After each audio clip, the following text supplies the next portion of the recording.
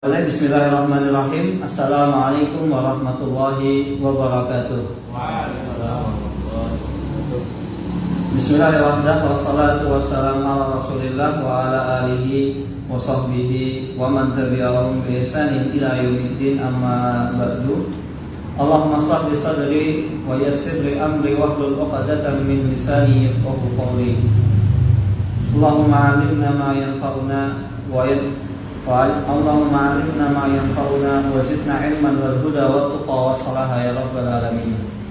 Ikhwas sekalian yang dirahmati Allah Subhanahu wa taala, insyaallah pada siang hari ini kita akan melanjutkan kembali pelajaran kita di kitab At-Tibyan fi Adabi Hamalatil Quran karya Imam Yahya Ibn Sharaf An-Nawawi rahimahullahu taala rahmatan wasi'ah. Faslun fi ahwalin tuqra'u fiha al-qira'atu. Keadaan yang mana seseorang itu dimakruhkan untuk membaca Al-Qur'an. Apa saja kira-kira? I'lam anna qira'atal Qur'ani mahbubatun 'alal itlaqi. Ketahuilah bahwasanya membaca Al-Qur'an itu mahbubah, disukai. Alal itlaq, semuanya bersepakat bahwasanya baca Al-Quran itu adalah sesuatu hal yang disukai, baik, bagus, bahkan diperintahkan. Illa, kecuali fi ahwalin makhsusatin ja'a syar'u bin nahyi 'anil qira'ati fiha. Akan tetapi di sana ada beberapa keadaan khusus yang mana dalil dari Al-Quran maupun hadis Nabi Muhammad SAW melarang untuk membaca Al-Quran pada keadaan tertentu tadi. Wa ana adkuru ma hadarani al-ana minha mukhtasaran bihadfil adillati fa innaha masyhura. Dan aku di sini, kata Imam Nawawi rahimahullahu taala, aku ingin menyebutkannya mahadarani, yaitu mahadarani di sini maksudnya adalah sesuatu yang tiba-tiba terbetik dalam pikiranku. Jadi maksudnya Imam Nawawi di sini nulis ini itu cuman kira-kira yang terbetik dalam pikiran dulu apa? Dia tulis. Kalau biasanya orang ketika menulis sebuah kitab, sebuah karya tulis, biasanya nulis itu sambil lihat referensi. Jadi dia referensi, misalnya kita ngambil Al-Quran, ngambil Sahih Bukhari, Sahih Muslim. Ini Imam Nawawi enggak. Jadi apa yang terbetik dalam pikiran beliau. Dan ini banyak di antara ulama seperti itu, banyak. Seperti antum, kalau antum tahu Zadul Ma'ad karya Ibnu Qayyim rahimahullah, beliau menulisnya itu ketika perjalanan antara Makkah dan Madinah. Jadi ketika beliau di atas dewan undangannya, beliau menulis kitab. Kalau antum tahu Zadul Ma'ad itu perjalanan dari Makkah ke Madinah. Dan banyak para ulama seperti itu. Namanya orang perjalanan dari satu kota ke kota yang lain, nggak mungkin. Terkadang nggak mungkin bawa referensi, bawa sahih ini, bawa ini, buku ini, susah. Apalagi zaman dulu. Kalau zaman sekarang gampang. Nih, HP, buka Google, Sahih Bukhari, Sahih Muslim, kitab ini, kitab ini. Atau enggak kalau malas, tinggal buka HP, buka Maktabah Syamilah. Itu sekarang enak. Kalau dulu nggak bisa seperti itu. Makanya kan hasilnya kan juga beda. Ulama zaman dulu dengan sekarang beda. Jadi kemudahan zaman itu juga terkadang mengikis beberapa keadaan. Kemudahan zaman satunya itu ya kita patut kita syukuri. Tapi di sisi lain kemudahan zaman itu terkadang membuat seseorang itu terlena. Malas ngapain? Ngapain ngapalin hadis? Kalau isi kajian kan tinggal pakai HP, tulis hadisnya situ, kajian tinggal begini. Jadi nggak perlu capek-capek ngapalin hadis. Ngapain aku kan juga begitu. Dan orang seperti itu, tinggal buka, kalau usah hafal, tinggal bawa Al-Qurannya, mushafnya kecil, disaku, kasih tanda ketika ngisi kajian atau ketika khutbah atau ceramah, tinggal buka, dilihat, selesai. Itu zaman sekarang. Nasallallahu salamata wal afiyah. Semoga kita terhindar dari sifat-sifat orang yang memudahkan dalam belajar agama. Nah, di sini Imam Nawawi beliau menulisnya tanpa ada referensi. Jadi beliau kepikiran, beliau tulis dalil-dalil tentang keadaan-keadaan yang mana seseorang itu dimakhlukkan untuk membaca Al-Quran. Minha mukhtasaran, yang mana tulisannya ini memang sengaja mukhtasar, saya ringkas. Bihadfil adillah, tanpa menyebutkan dalilnya. Jadi langsung ke hukumnya, ini boleh, ini tidak boleh. Fa'innaha masyhurah, karena kenapa saya tidak menyebutkan dalilnya? Karena sebenarnya ini sudah masyhur, semua kita tahu, semua kita memahami. Fatukrahul qira'atu fi hadzal ruku'i was-sujudi wat tasyahhudi. Seseorang dimakruhkan untuk membaca Al-Quran ketika sedang ruku, sujud, dan begitu juga ketika tasyahud. Ini hadisnya sudah masyhur. Bahwasanya Rasulullah SAW melarang seseorang ketika ruku dan sujud untuk membaca ayat Al-Quran. Jadi ketika kita ruku nggak boleh kita baca Sabbih isma rabbikal a'la gitu misalnya. Atau ya ketika sujud kan Subhana rabbiyal a'la jadinya Sabbih isma rabbikal a'la misalnya, tidak boleh. Boleh juga ketika tasyahud. Wa ghairiha minal aqwalis salati siwal qiyam.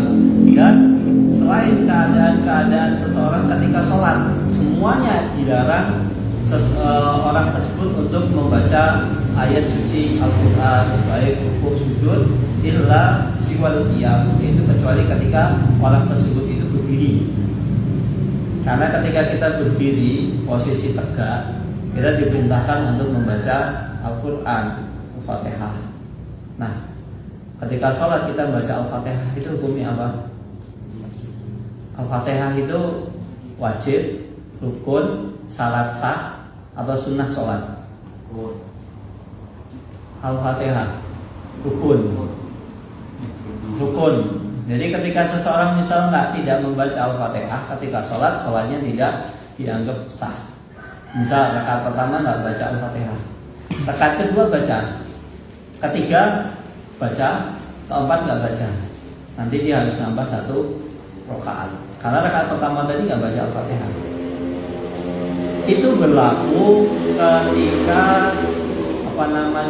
ketika seseorang itu sholat di sholat sirriyah. Kalau jahriyah enggak. Jahriyah kan bacaan imam, bacaan makmum, itu tak rukun. Kalau wajib itu kan contoh wajib sholat apa ya sekalian? Nah, wajib sholat. Wajib sholat apa contohnya? Apa? Wajib sholat. Kan tadi rukun sholat, wajib sholat. Kalau akil balik itu syarat sah sholat. Wajib sholat. Wajib sholat itu contohnya adalah tahiyat awal. Jadi misal seseorang lupa tahiyat awal, rakaat kedua langsung berdiri, rakaat ketiga lupa tahiyat awal, maka nanti di akhir sholat dia harus sujud sahwi. Begitu juga orang yang meyakini bahwasannya kunut itu wajib, maka misal orang nggak kunut, ya nanti sujud sahwi. Nah, itu wajib sholat. Itu yang meyakini bahwasannya kunut adalah wajib sholat. Wa ghairuha minal ahwal, dan seseorang itu dilarang untuk membaca Al-Quran kecuali dia sedang posisi berdiri. Wa tukrahu qira'atu ma zada 'alal Fatihati lil ma'mumi fi shalatil jahriyah. Dan seseorang, tapi ini khilaf, dan seseorang itu dimakruhkan untuk membaca Al-Quran ma zada 'alal Fatihah, selain Al-Fatihah lil makmum, bagi seorang makmum, fi sholatil jahriyah, ketika sholat jahriyah. Secara tidak langsung di sini Imam Nawawi rahimahullahu taala berpendapat bahwasanya seseorang itu wajib untuk membaca Al-Fatihah baik sholat sirriyah ataupun sholat jahriyah. Jadi kalau misal antum sholat, misal sholat maghrib atau sholat isya atau sholat subuh, antum tetap diwajibkan untuk membaca Al-Fatihah menurut Imam Nawawi rahimahullahu taala. Sedangkan menurut dan ini kebanyakan ulama makruh melebihi bacaan Al-Fatihah. Misalnya setelah Al-Fatihah karena misal sholat subuh ya, imamnya baca Al-Insan gitu, misalnya Al-Insan. Antum hafal Al-Insan, antum ikut baca. Itu makruh menurut Imam Nawawi. Jadi yang lebih baik antum diem. Tapi ini khilaf di antara ulama. Begitu juga Al-Fatihah. Kalau Imam Nawawi di sini kan mengatakan secara tidak langsung Al-Fatihah harus tetap dibaca. Karena menurut beliau rukun. Namanya rukun, kalau tidak dikerjakan maka tidak dianggap sah. Tapi di sana ada ulama yang mengatakan ulama yang lain mengatakan ketika sholat jahriyah makmum tidak diwajibkan baca Al-Fatihah. Karena ada hadis Nabi Muhammad SAW, qiraatul imami qiraatul makmum. Bacaan imam itu juga bacaan makmum. Itu berlaku ketika sholat jahriyah. Kalau sholat sirriyah enggak. Idza sami'al qiraatul imam, apabila tapi ini digarisbawahi oleh Imam Nawawi, idza sami'a qiraatul imam. Jadi kalau seandainya makmum tersebut mendengar bacaan imam, sang imam, Pak Imam misalnya. Sini yang biasa imam siapa di sini? Siapa? Iqbal, masya Allah. Iqbal Allah Pandi, masih jomblo Iqbal. Nah, bisa dicarikan nanti Ahwat Jogja. Misal Iqbal Allah Pandi, ketika beliau sedang imam, masya Allah bacaannya bagus sekali. Tapi sayang, karena kan bacaan beliau bagus. Banyak orang yang pengen sholat sama diimami sama Iqbal, bagi ukti-ukti ya. Nah karena ini yang pengen diimami banyak, jamaahnya banyak sampai belakang. Yang jamaah belakang itu nggak dengar bacaannya Iqbal. Maka orang tersebut boleh baca selain dari Al-Fatihah tadi. Jadi boleh membaca. Tapi kalau misalnya dengar makmumnya dengan bacaan imam, maka ini makruh. Di sini ada fil hasyiyah, ada footnote, ada catatan kaki. Qala al-musannif fil majmu', berkata penulis fil majmu'. Jadi Imam Nawawi ini memiliki kitab al-majmu', Syarhul Muhadzab. La khilafa anna al-ma'mum la yusra'u lahu qira'atu surati fil jahriyah. Tidak ada perbedaan di antara para ulama bahwasanya makmum itu tidak disyariatkan, tidak diperintahkan untuk membaca surat ketika sholatnya jahriyah. Idza sami'a qira'atul imam, apabila sang makmum itu mendengar bacaan sang imam tadi, walau jahara walam yasma', walaupun bacaannya itu sholatnya itu jahriyah jelas, walam yasma', dengan catatan dan dia belum mendengar bacaan imam tadi. Libuktihi aw shamtihi fa wajhani asaluha istahabbu qira'atus surah. Dengan catatan orang tersebut itu tidak mendengar bacaan sang imam. Bisa jadi sang makmum tadi itu tidak mendengar bacaan imam. Bisa jadi sebab pertama memang beneran nggak dengar, jamaahnya banyak sampai belakang. Dan misalnya sound systemnya ketika itu misalnya rusak. Ada sound system tapi sound systemnya rusak, nggak menjangkau sampai sound belakang. Apalagi kalau biasanya ketika sholat Id Idul Adha gitu itu kan apa namanya, biasanya jamaahnya banyak, kadang sampai jalan-jalan. Itu salah pertama, tidak dengar. Atau bisa juga tidak dengar karena makmumnya tuli, misalnya tuli. Saya memang benar-benar tuli gitu loh. Ya nggak dengar, jadi dia harus baca. Dia diperintahkan untuk membaca selain surat Al-Fatihah. Dan jarak yang ketiga, syaratnya memang kenapa nggak dengar, karena memang ya jaraknya jauh tadi. Wallahu taala alam. Tapi kalau seandainya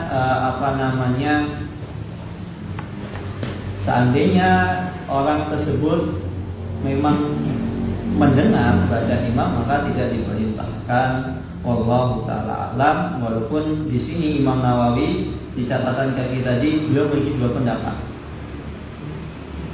Asal kuma yang lebih tepat di sini adalah yustahabu qira'at surah.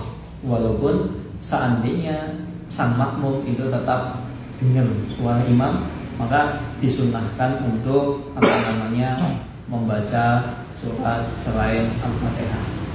Nah, kalau Imam Nawawi sih kok punya dua pendapat. Ya biasa.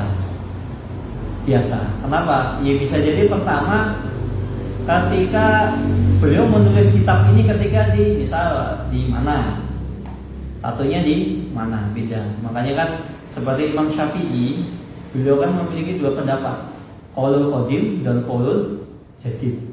Qaulul qadim Imam Syafi'i itu di mana? Ketika di mana? Di Baghdad. Qaulul jadid ketika beliau di Mesir. Dulunya misal ketika di Baghdad haram, nggak boleh, dimakruhkan. Terus beliau ketika pindah ke Mesir, beliau ngomong ini boleh, sunnah, bahkan disukai. Beliau bukannya beliau pelintang, bukan, bukan. Karena kadang melihat masyarakat gitu. Masyarakat Baghdad dengan masyarakat Mesir beda. Akhirnya ternyata memang ketika saya tinggal di Baghdad itu masyarakatnya memang umumnya seperti ini. Jadi ini makruh. Tapi ternyata misalnya ketika di Mesir gitu, misal ternyata masyarakatnya itu ketika sholat gitu. Ini contoh saja. Tapi contohnya ini bukan dari istinbat Imam Syafi'i, bukan. Contohnya ketika di Mesir lihat orang sholat itu ternyata nggak khusyuk. Banyak gak khusyuknya, terlalaikan dengan dunia, sehingga agar membuat sholat itu khusyuk, maka disunnahkan untuk membaca selain Al-Fatihah. Kan namanya orang ketika sholat, walaupun imam sudah baca, ada tipe-tipe orang ketika diimami baca selain Al-Fatihah itu kan tambah tenang. Bagi misalnya imamnya baca surat watini wazaitun, dia sambil watini wazaitun watini sini, itu kan kadang lebih masuk ke dalam hati kita sehingga lebih khusyuk. Sedangkan tujuan sholat, salah satu rukun sholat adalah tumakninah dan khusyuk. Bisa jadi karena seperti itu. Ini hanya contoh. Wa tukrahuha al-qu'udi al-khala, dan seseorang itu dimakruhkan ketika orang tersebut itu sedang duduk di atas mana? Sholat itu kamar mandi, WC misalnya. Gak boleh baca Al-Quran, bahkan haram. Antum ketika di WC malah antum baca Al-Quran, gak boleh. Tapi kalau misal antum pengen mendengarkan Al-Quran misalnya, antum misalnya kayak Iqbal kemarin habis ujian misalnya 15 juz, sekali duduk ya Pak? Akmal. Anak lihatnya ke Akmal, tapi nyebutnya Iqbal, insyaallah. Akmal.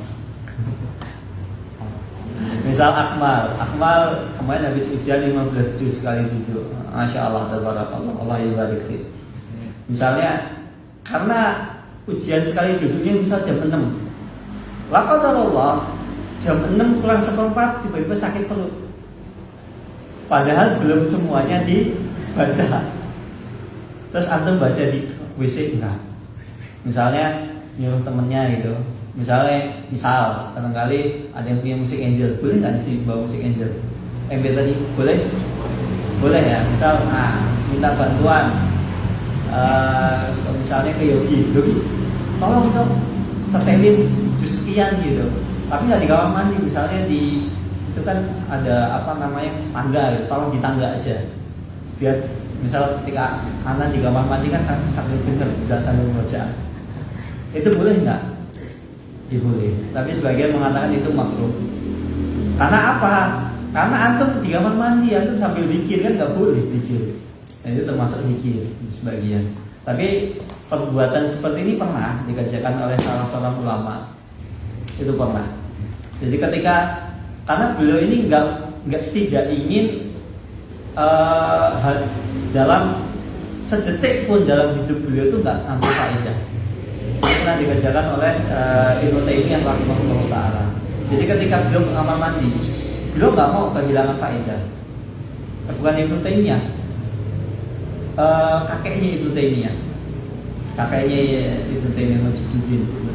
Ibnu Taimiyah itu tidak ingin sehari saja atau sedetik dalam kehidupannya itu kosong dari faedah, sehingga ketika masuk kamar mandi minta muridnya sebelum bacain kitab atau kitab dibacain kamar mandi sambil duduk. Tapi ini banyak ulama mengatakan ini makruh karena kita tetap dilarang untuk berzikir kepada Allah Subhanahu wa taala. Wa fi halil muas, dan begitu juga kita dimakruhkan untuk membaca Al-Qur'an ketika sedang ngantuk. Antum kalau ngantuk baca Al-Qur'an bahaya. Misal antum ketika ngantuk antum baca An-Naba, malah tiba-tiba jadi panas. Apa? Yang mirip dengan An-Naba. At-Takasur misalnya kan mirip. Misalnya bacanya An-Naba, ngimaminya An-Naba.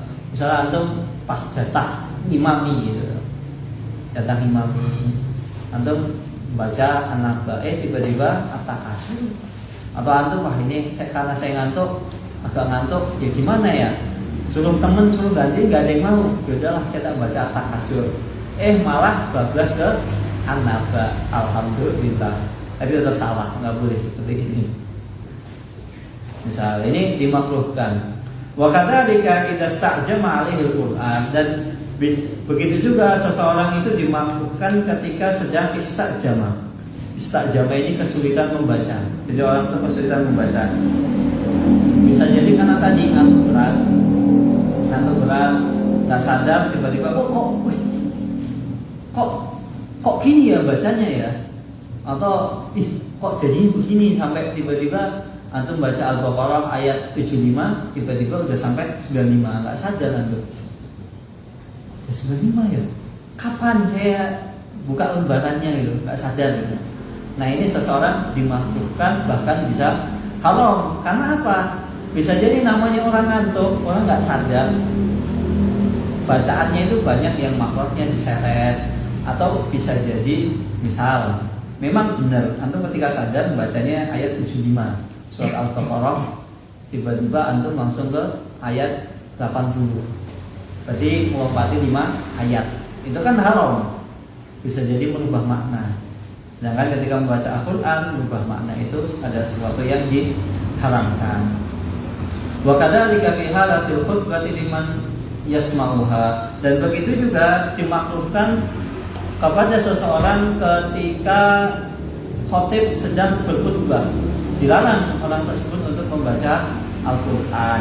Liman yasma'uha, bagi siapa yang mendengarnya. Jadi misal kita khotibnya bacaannya jelas, khutbahnya jelas, terus kemudian antum baca Al-Quran.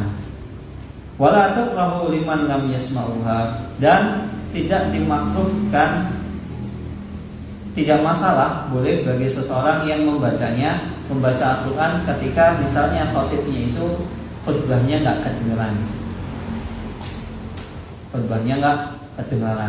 Ini khutbahnya nggak kedengaran, memang benar-benar antum nggak dengar, bukan karena antum tidur, bukan. Kalau antum tidur nggak boleh. Nggak dengar karena antum tidur nggak boleh. Ini memang benar-benar misalnya nggak kedengaran. Karena kan kadang khotib itu kan setiap pekan ini kan beda-beda. Pekan ini yang khotib itu masih agak mudaan, suaranya kencang. Pekan depan ternyata khotibnya itu sudah syuyuh, sudah sibah-sibah, ngangkat suara nggak bisa, suaranya pelan, habis itu khotbahnya ya gini terus pas mic-nya mati, listrik, mati lampu, ya. Listriknya mati, tak kedengaran. Nah, baik. Menurut Imam Nawawi rahimahullah taala boleh. Bal yustahabbu hada. Bahkan perbuatan tersebut misalnya nggak dengar khotib sedang khutbah itu bahkan ustahab yaitu disukai. Hada huwal muhtarul sahih. Dan ini adalah pendapat yang sahih, yang tepat di kalangan para ulama. Sebagaimana beliau tulis dalam Al-Majmu' jilid keempat halaman 443. Ini hada huwal muhtar, ini adalah ciri khas Imam Nawawi rahimahullahu taala. Jadi setiap ulama itu kan memiliki ciri khas masing-masing ketika menyebutkan pendapat beliau. Dan ini adalah salah satu ciri khas Imam Nawawi rahimahullahu taala. Waja'an Tawus Tarakatuha. Dan ada juga yang mengatakan ada Imam Tawus Ibnu Kaisan rahimahullahu taala mengatakan bahwasanya perbuatan tersebut itu dimakruhkan walaupun enggak mendengar bacaan khutbah imam tadi. Wa Ibrahim An-Nakhai ada karahah. Dan ada juga Imam Ibrahim An-Nakhai, beliau ada seorang tabi'in, mengatakan membaca Al-Quran ketika ia tidak mendengar khutbahnya imam itu tidaklah dimakruhkan. Fa yajuzu ayyu juma'a baina kalamaihima bima qulna kama dzakarahu ashabuna. Dan ini bisa dikompromikan antara yang membolehkan membaca Al-Quran dengan yang melarang membaca Al-Quran ketika khutbah sedang berlangsung. Itu bisa dikompromikan dengan menggabungkan di antara dua pendapat tersebut. Bima qulna kama dzakarahu ashabuna, sebagaimana yang disebutkan oleh ulama-ulama Syafi'iyah. Jadi kalau misal antum tidak mendengar khutbahnya imam jauh, itu boleh membaca Al-Quran. Karena bacaan Al-Quran itu adalah ahsanul dzikri, sebaik-baik zikir. Tapi kalau misal antum dengar antum dengar khutbah imam, ya antum nggak boleh membaca Al-Quran. Karena itu termasuk lagu. Karena kan ketika seorang imam itu seorang imam sedang berkhutbah, seseorang itu dilarang untuk berbicara. Bahkan misalnya ada sampingnya itu ada teman yang misalnya bisik, diam, jangan khutbah sendiri. Itu nggak boleh.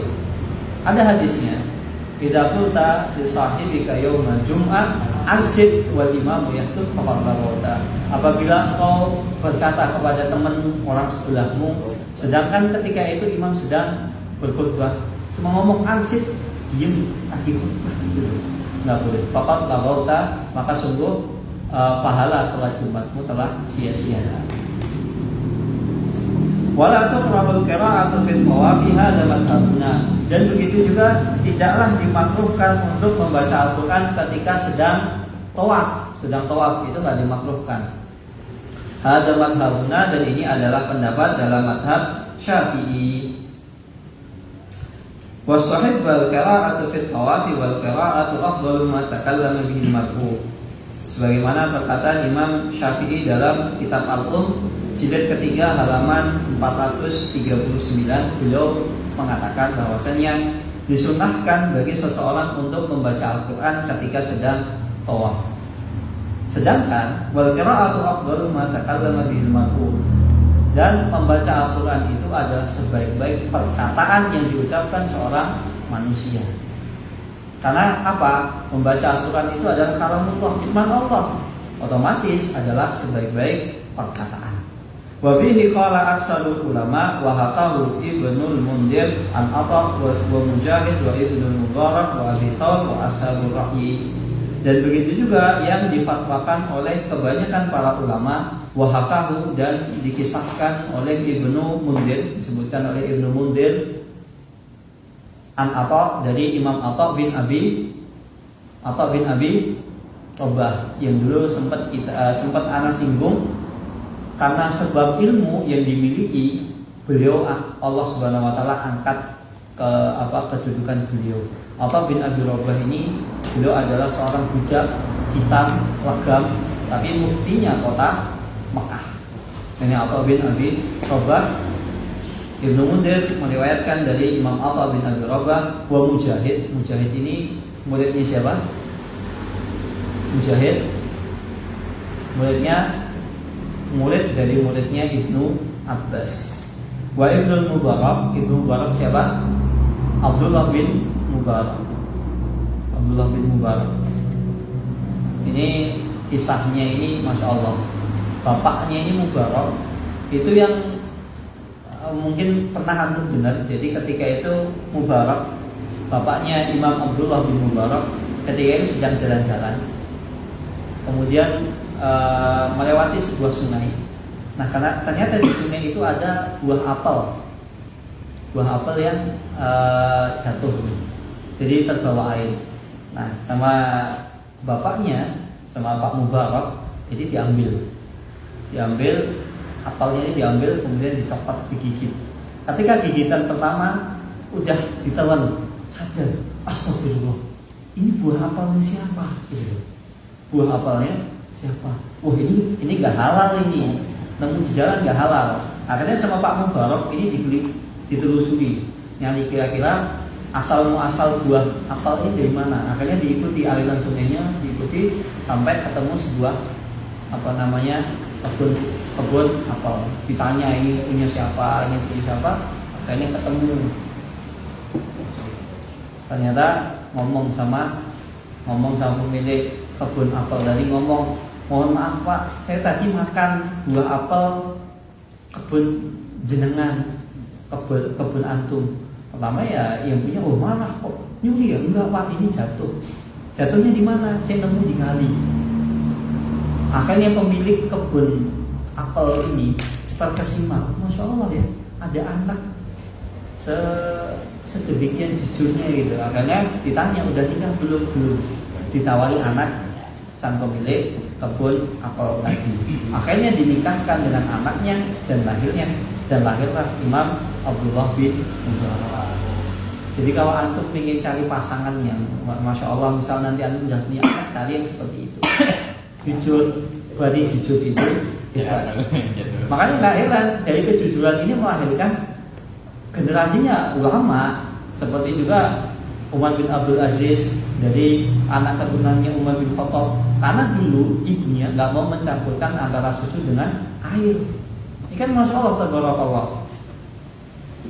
Dan kalau usah jauh-jauh, anak punya teman. Dulu ibunya itu ketika dilamar sama bapaknya, mahalnya cuma satu, simpel. Kalau orang kan sekarang kan kalau mahal, misal antum pernah dengar di suatu suku di ujung Indonesia, mahalnya itu kan harus mobil, emas 1 ton, beras 1 ton, kemudian sapi, macam-macam, harus emasnya sekian gram, terus mobil ini dan tetek bunganya segala macamnya. Teman saya ini, ibunya itu minta mahalnya itu cuma simpel. Tahu nggak antum apa? Bapaknya itu, jadi bapak teman aneh itu dulu adalah pecandu rokok. Cuma simpel, saya nggak mau nikah sama kamu. Ya kenapa? Saya udah senang banget sama kamu, udah kepincut gitu. Kalau kamu pengen nikah sama saya, cuma satu, saya cuma bilang satu. Sejak detik ini kamu nggak boleh rokok. Gimana pun caranya? Akhirnya benar sama bapaknya, karena ini cinta yang mau berkah ya, masya Allah, ulang balik. Akhirnya karena bapaknya senang sama wanita tadi, akhirnya udah sejak saat itu temenannya tidak, bapaknya nggak pernah merokok. Jadi sejak mau melamar sampai sekarang bapaknya nggak pernah merokok. Dan keberkahan yang Allah berikan kepada keluarga ini apa? Anaknya itu 3, semuanya pintar ranking 1. Ranking 1 semuanya di pondok. Dan anak pertama itu seangkatan anak. Antum kalau pengen anak kasih tahu bocoran sedikit, teman anak ini saking pintarnya di kelas itu kerjanya tidur, tapi ranking 1. Dan bahkan ya entah, ya kadang dia nggak tidur sih, kadang nggak tidur, cuma kelihatan dia tidur. Tapi memang kita sering menyaksikan dia tidur. Tapi kalau kita ngomong ke dia nggak mau ngaku, ya nggak apa-apa. Tapi ala kulihat hikmahnya, dan adik-adiknya itu juga model kayak teman anak ini. Tapi ajaibnya, misal ketika pelajaran itu gini, kayak misal ditanya, disebutkan namanya Fulan gitu, misalnya Iqbal, langsung, ya Ustaz, langsung saja, ya Ustaz, apa hukum ini? Boleh, dalilnya apa? Sebutin. Padahal ketika itu tidur. Dan anak saksinya, karena dia duduknya itu ketika mondok, dia sering, anak sama dia itu duduknya sampingan. Nah sini dia nggak tahu, dia tidur, jelas-jelas tidur. Anak yakin, aku yakin dia tidur. Malam tahu, kepalanya tikuk-tikuk ini, nggak mungkin kan kalau nggak tidur. Tapi ketika disebut namanya langsung hadir Ustaz. Apa jawabannya? Tahu. Jawab. Bahkan anak pernah iseng-iseng nanya, ini tadi tuh kok tahu jawabannya? Mau udah baca? Belum. Maksudnya kan udah baca di kamar apa belum? Jadi itu nggak pintar orangnya, cerdas. Akhirnya ya kayak gitu, mirip-mirip orangnya aneh gitu. Kalau dia tuh aneh, jalannya aneh lah. Tapi pintar, Allah balik, pintar semua, ranking 1 semua dapat beasiswa di pondok. Teman anak nggak usah disebutin namanya. Nanti antum cari-cari. Beliau sekarang di Madinah. Tapi di Madinah udah beda. Kalau tanya, ini masih suka tidur enggak?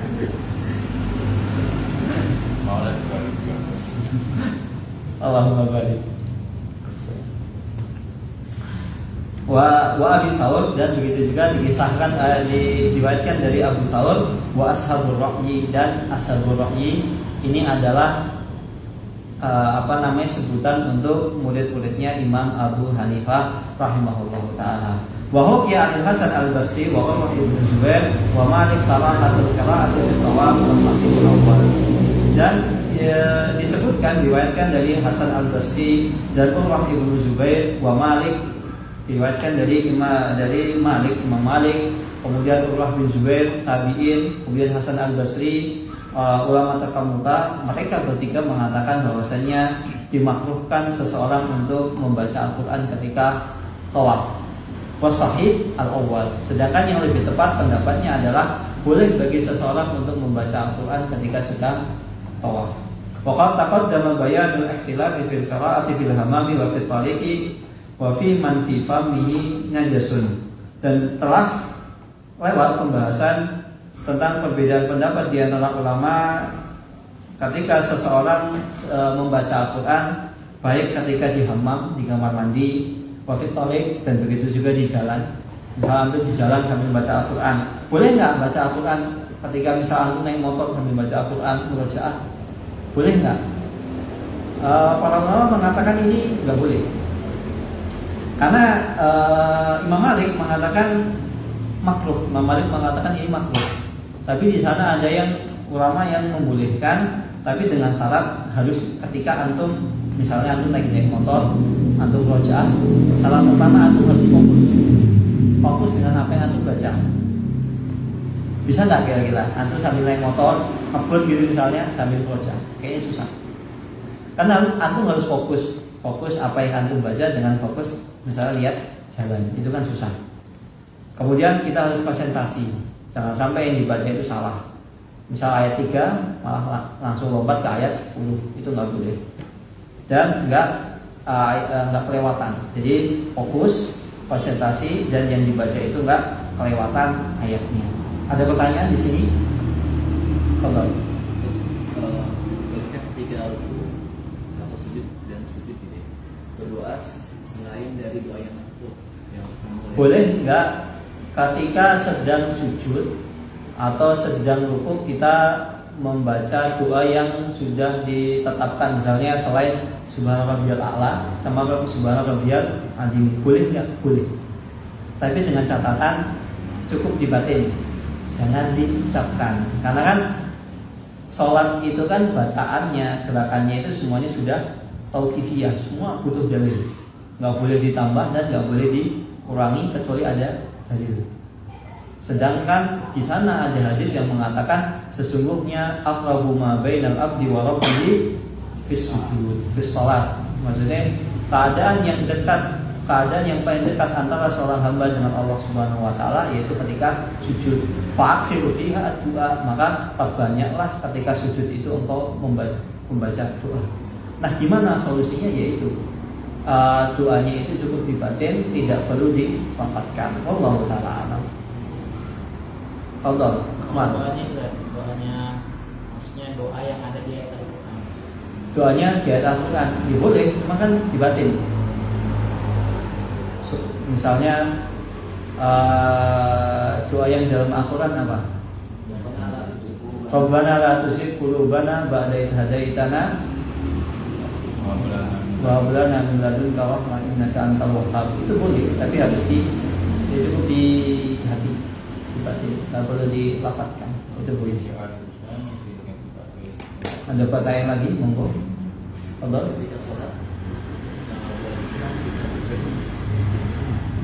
Bolehkah ketika sholat itu bid'ah? Misal ternyata suaranya itu misalnya agak mengganggu itu, salah apa boleh? Asal enggak, ya boleh, maksudnya boleh, tapi jangan sampai mengganggu sebelahnya. Terus dahumnya kencang misalnya, atau misalnya orang bersin ketika sholat, boleh nggak? Boleh, tapi nggak boleh misal bersin langsung dibikin dikencengin sekalian, atau malah alhamdulillah batal sholatnya. Ya bersin nah itu aja, atau batuk, atau malah sebelahnya kan masuk ya kamu Allah ya Allah, ya batal sholatnya. Ada yang seperti itu? Masuk ya, yogi beneran enggak? Kayaknya yogi ini jadi tumbal ya. Tapi yang jelas itu ada kejadian di Masjid Nabawi. Anak pernah lihat orang seperti itu. Lagi sholat, sebelahnya itu kan HP-nya bunyi. Kebetulan kan kejadian itu samping anak, dia nggak pas. Anak samping ada orang, samping ini. Sananya itu kan HP-nya itu berdiri, sama yang ini sebelahnya itu ngomong, Yusuf, di bahasa kita, Yusuf, itu loh HP-nya matiin loh, kenceng loh.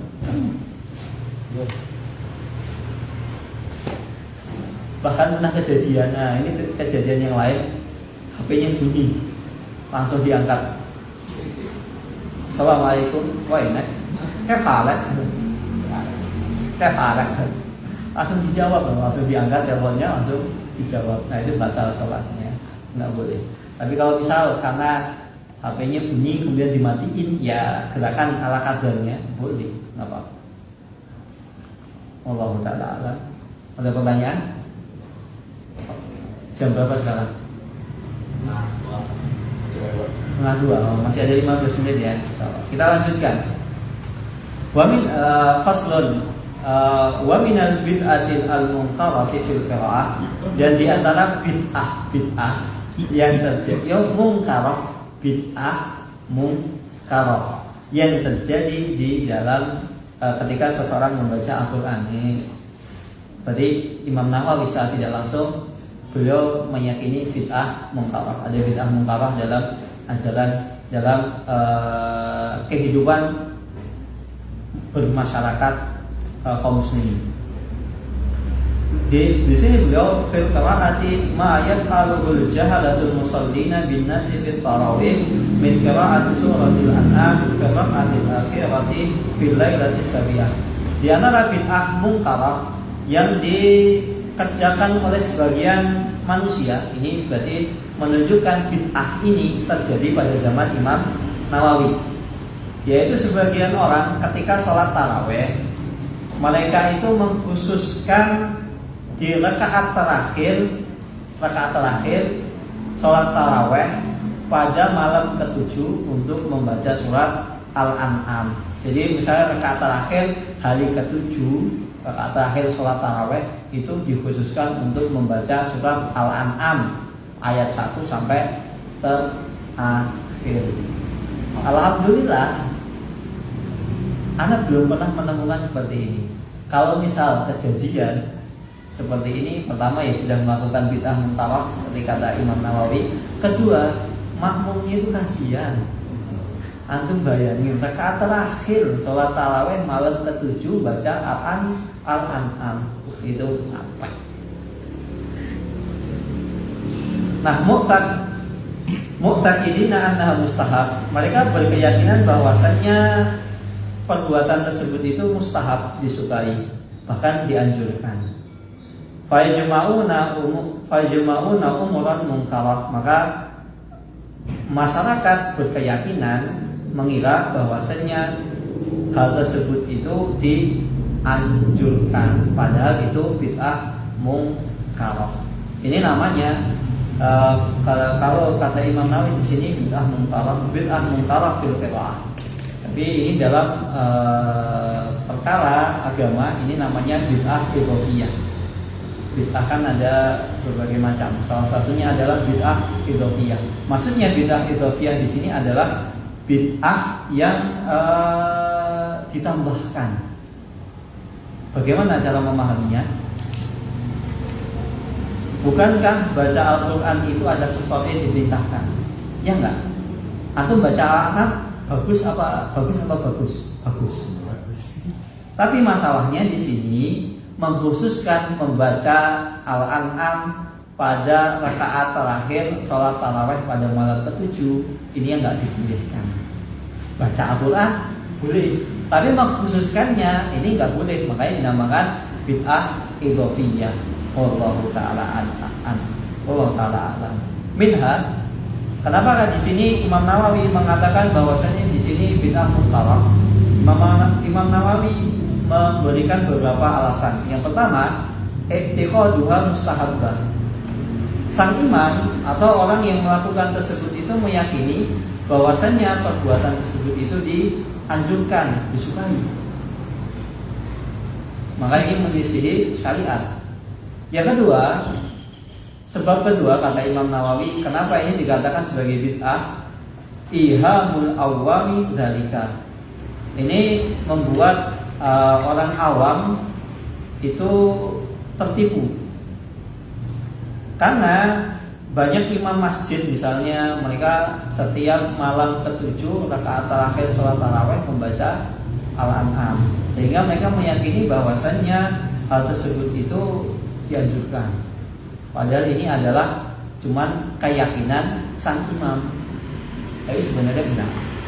Pertama tadi mengira bahwasannya hal tersebut dianjurkan, maka ini dikatakan salah. Kedua, membuat orang awam itu tertipu. Padahal hal tersebut tidak dianjurkan, malah sang imam masjid mempraktekkan hal tersebut. Wa minha, sebab ketiga kenapa Imam Nawawi mengatakan hal tersebut itu bid'ah, tatwilur rak'at tsaniyati 'alal ula. Kenapa disebutkan bid'ah? Karena rakaat kedua itu lebih panjang daripada rakaat pertama. Padahal kan sholat tarawih itu kan 2 rakaat. Ya walaupun di sana dia mengatakan 4 rakaat.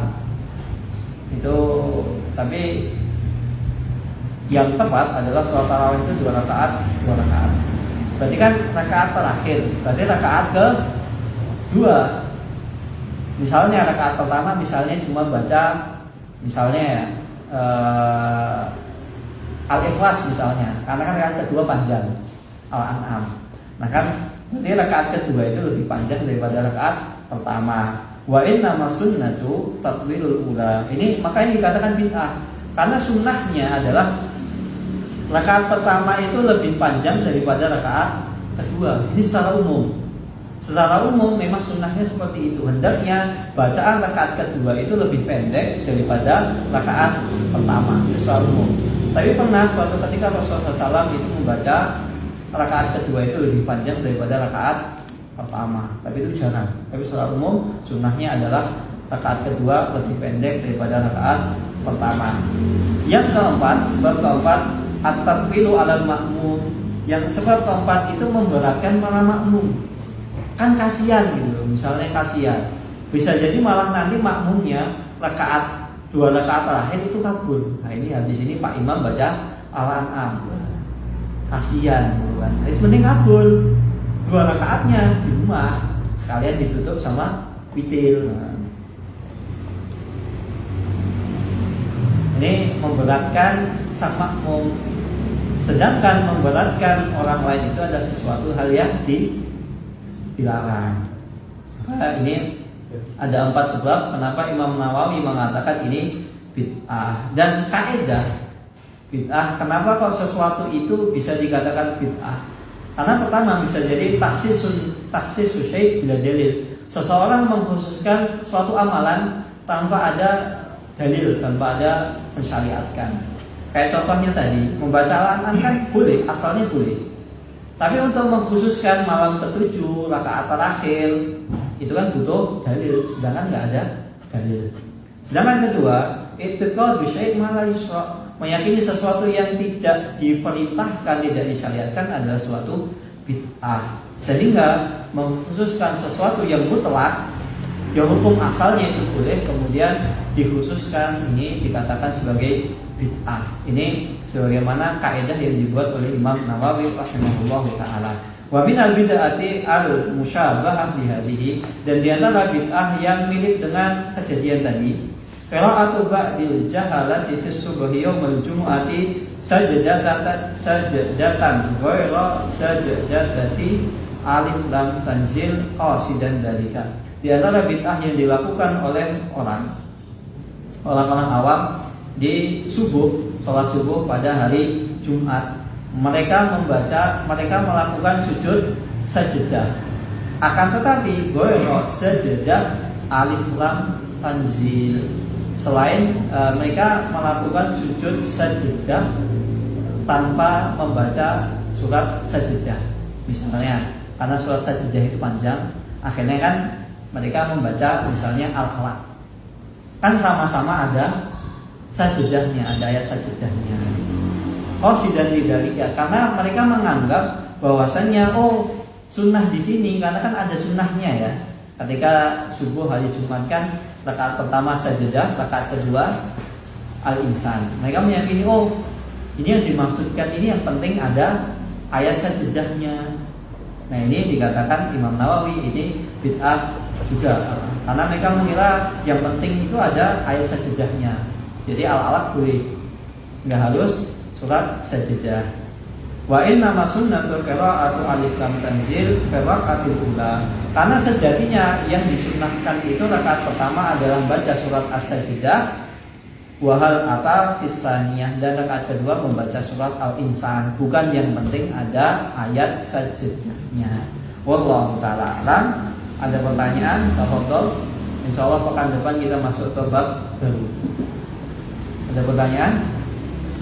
Kalau tidak ada pertanyaan, kita tutup dengan doa qadul majlis. Subhanallahumma wa bihamdika asyhadu an la ilaha illa anta astaghfiruka wa atubu ilaik. Wassalamualaikum warahmatullahi wabarakatuh.